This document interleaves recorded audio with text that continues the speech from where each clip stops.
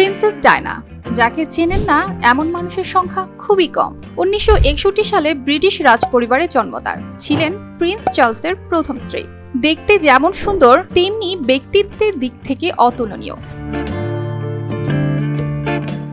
Glamour ও fashion sense তাকে আন্তর্জাতিক অঙ্গনে আইকন হিসেবে পরিচিত করে। জনপ্রিয়তা পৌঁছায় এমন উচ্চতায় যার ধারের কাছেও যেতে পারেননি কেউ। কোনো পোশাকই তার প্রতিশোধের পোশাকের মতো এতটা গুঞ্জন পায়নি।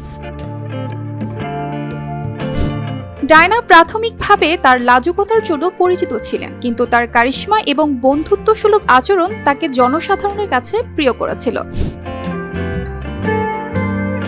তাই তো প্রিন্সেস গত হওয়ার এত বছর পরেও ভক্তমহলে তার চর্চা এখনো থামেনি। তাকে জানার আগ্রহ আজও বিন্দুমাত্র কমেনি।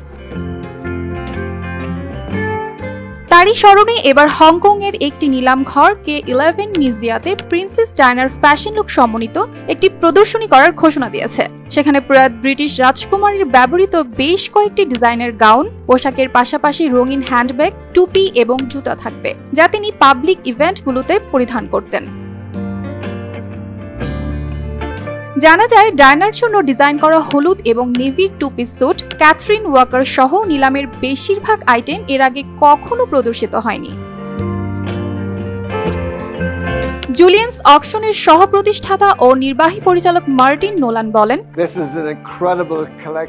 আমরা রাজকুমারী ডায়নার জীবন, কর্মজীবন এবং উত্তরাধিকার উদযাপন করছি। হংকং এই আইটেমগুলোকে প্রথমবারের মতো দেখতে পেয়েছে, যার মধ্যে 1989 সালে হংকং ভ্রমণ করতে যে পোশাক পরে এসেছিলেন তা এখানে রয়েছে। ডায়না অবশ্যই একজন ফ্যাশন আইকন। তিনি তার ডিজাইনারদের সঙ্গে কাজ করেছিলেন, তাদের সাথে অসম্ভব সুন্দর বন্ধুত্ব ছিল তার। প্রিন্সেসের এই ব্যবহৃত পোশাকের প্রদর্শনীটি চলবে আগামী 29 এপ্রিল পর্যন্ত। এরপর এসব পোশাক আগামী 27 জুন আয়ারল্যান্ডে স্টাইল আইকনগুলির জাদুঘর ও অনলাইনে নিলাম অনুষ্ঠিত হবে। এই দম্পতির দুটি পুত্র ছিল, উইলিয়াম এবং হ্যারি, যারা তখন ব্রিটিশ সিংহাসনের উত্তরাধিকারের লাইনে দ্বিতীয় এবং তৃতীয় ছিলেন। চার্লসের সাথে ডায়নার বৈবাহিক অসঙ্গতি এবং বিবাহ বহির্ভূত সম্পর্কের কারণে তাদের মধ্যকার সম্পর্ক শেষ দ্বার প্রান্তে গিয়ে পৌঁছেছিল। 1992 সালে তারা আলাদা হয়ে যান। তাদের সম্পর্ক ভেঙে যাওয়ার পরপরই জনসাধারণের কাছে তা উঠে আসে। তাদের বৈবাহিক সমস্যাগুলি ব্যাপকভাবে প্রচারিত হয়েছিল। অবশেষে 1996 সালে এই দম্পতির আনুষ্ঠানিক বিচ্ছেদ হয়।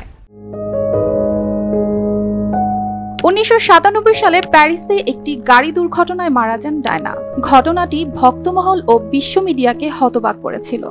আজও সারা দুনিয়ায় ডায়নার ভক্ত অনুরাগীরা তার জন্মদিন বা মৃত্যু দিবস সাদরে পালন করেন। এভাবেই প্রিন্সেস ডায়না বেঁচে আছেন লাখো কোটি মানুষের হৃদয়ে।